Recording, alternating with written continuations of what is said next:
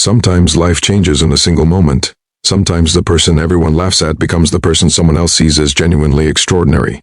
On a chilly Friday evening in a small American town, a poor mechanic named Eli walked into a fancy restaurant in clothes he had ironed 3 times, hands trembling, heart pounding. He thought he had been invited out of kindness. He thought someone genuinely wanted to meet him. But in reality, 3 people were hiding behind a column with their phones out, recording him as part of a cruel prank. And none of them expected what happened next when the CEO's daughter walked in, looked at Eli, and said softly, "I like him." Before the story begins, make sure you hit subscribe, give this video a like, and share your thoughts in the comments. You're watching Kindness Tales, where real compassion and humanity always win in the end. Eli wasn't used to fancy restaurants or expensive clothes. He fixed cars, changed tires, and worked long shifts at a dusty auto shop on the edge of town. He didn't have much, but he was proud of what he had, mostly because he'd earned every bit of it through sweat and honest work. His hands were always scraped up, but his heart was soft, the kind of soft you only get from living a hard life. And maybe that was why people like Trevor, Blake, and Mason liked to target him. They were rich kids, late 20s, wearing watches that cost more than Ella's car. Their favorite hobby was hanging around the auto shop, pretending they were there for maintenance, but really they joked about Eli's patched-up clothes and old boots. To them, he was just a source of entertainment. One day, while Eli was finishing an oil change on Trevor's truck, they came up with an idea, a prank so hilarious they couldn't stop laughing. "Let's set him up on a blind date," Trevor smirked. "Tell him someone from the city thinks he's cute, someone way out of his league. And we'll go to the restaurant and film it," Blake added. "Watch him look around like an idiot when she doesn't show up." They all laughed loud, cruel laughs that echoed inside the metal walls of the shop. Eli heard them but pretended not to. He kept tightening bolts, wiping grease off the engine, focusing on the work that grounded him. He didn't like trouble. He didn't like confrontation. He just wanted peace. Later that day, Trevor casually mentioned the blind date while pretending to be sincere. "Hey Eli, man. I know a girl who saw you once when she picked up her mom's car. She thought you were nice, real nice. She wants to meet you Friday night, 7 p.m. at Harbor Lights restaurant." Eli froze. No one ever said things like that to him. No one admired him. Girls usually didn't give him more than a polite smile, so he tried to brush it off. "You're messing with me," he muttered. "Nah, man. Why would we?" Trevor said with the fakest offended tone. And Eli wanted so badly for it to be real that he convinced himself it might be. For the first time in years, he ironed his shirt, combed his hair, and even borrowed a pair of clean shoes from his cousin who wore the same size. He walked to the restaurant with a nervous hope in his chest.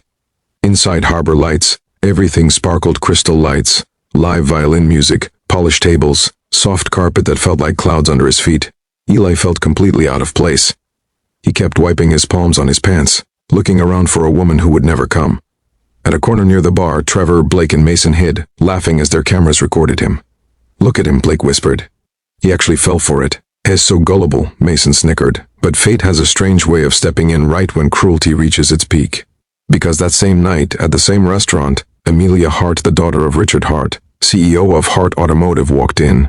She wasn't like her father, or the rich kids giggling behind the pillar.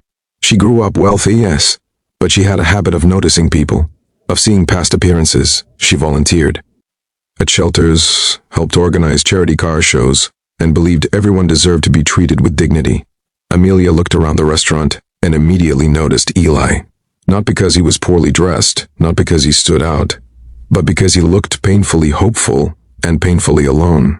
She recognized him. A few months earlier, her car had broken down outside town, and Eli was the one who helped her.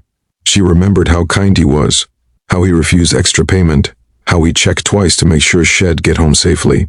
She hadn't forgotten his gentle voice or the way he talked about cars with genuine passion, so she walked toward him. "Hi," she said, smiling softly. "Are you waiting for someone?" Eli swallowed.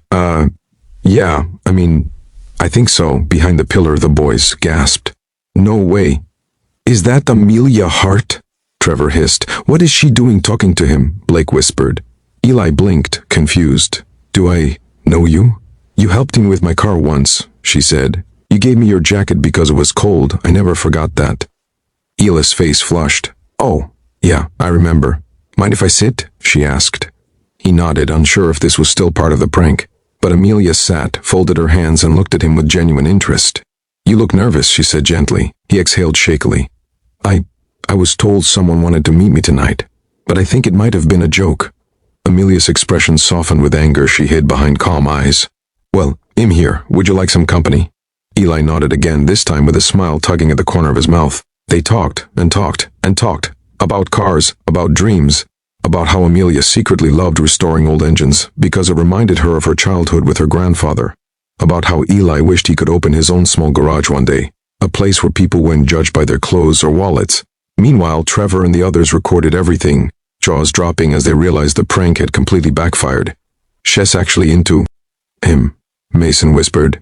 We have to stop her, Trevor muttered. But before they could approach, Richard Hart, the CEO himself, walked into the restaurant. He was meeting his daughter for dinner. When he saw her laughing with a man in work clothes, he stiffened and marched over. Amelia, he said sharply. Who is this? Eli stood immediately. Sir, I can leave. I didn't mean to, but Amelia touched his arm. Dad, this is Eli. He's the mechanic who helped me months ago. He's incredibly kind. Trevor finally stepped out, smirking. Mr. Hart, we actually invited him here as a... But before he could say prank, Amelia turned, eyes blazing. Stop, she snapped. I know exactly what you did. And it isn't he funny. Her voice echoed in the quiet restaurant. Richard Hart looked between them.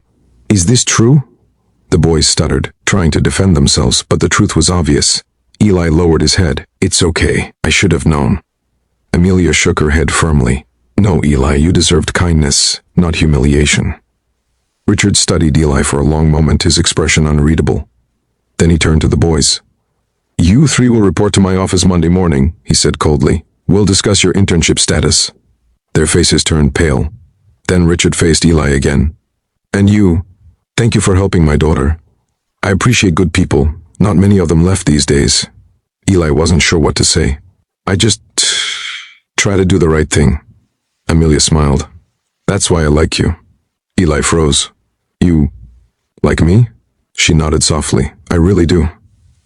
And standing there in a fancy restaurant where he was meant to be mocked and humiliated, Eli felt something he hadn't felt in years seen. Respected, valued. The prank that was supposed to break him became the moment that changed everything. Over the following weeks, Amelia and Eli started seeing each other. Slowly, at first coffee dates, walks, afternoons fixing engines together. Richard kept an eye on Eli and eventually realized he was genuinely hardworking and humble. One day he pulled Eli aside. If you ever want to open your own shop, Richard said, I'd be willing to invest. Someone like you deserves a chance. Eli's throat tightened. Why me? Because kindness is rare, Richard said, and you have it. Months later, Eli opened Eli's Honest Auto, a small garage with a warm waiting area, fair prices, and a reputation for treating people right. Customers loved him.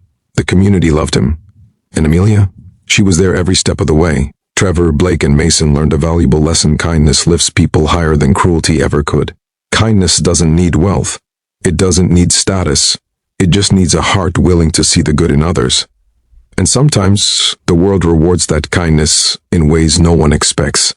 If this story touched you, share it, spread kindness today, and remember, you never know whose life your compassion might change.